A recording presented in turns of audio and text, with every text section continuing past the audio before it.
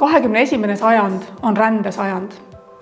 Inimesed liiguvad väga suurtes hulkades ja väga kaugete vahemaade taha.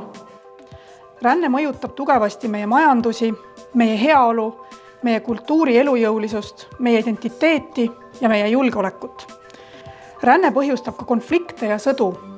Ränne on muutunud täna ka autoritaarsete juhtide käes relvaks, mida kasutatakse demokraatlike riikide vastu. Kuidas rännet hallata?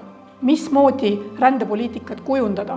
Mis tõukab või mis tõmbab inimesi maailmas täna liikuma? Sellest me räägimegi selle mikrokraadi raames. Mikrokraad on õppeprogramm, mis räägib globaalsest rändest, riikide rändepoliitikatest ja julgeolekuteemadest Euroopas ja mujal maailmas.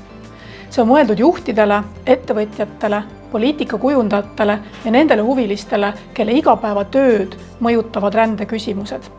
Ränne on väga kompleksne teema ja seda ei saa õppida lihtsalt uudiseid lugedes. Selleks, et rändest aru saada, on vaja lugeda, analüüsida, arutleda. Ja just seda pakubki sulle mikrokraad Tartu Ülikoolis. Tule õppima rännet ja julgeolekut Tartu Ülikooli Johan Skytte poliitikauuringute instituudi mikrokraadi programmi. Ootame sind!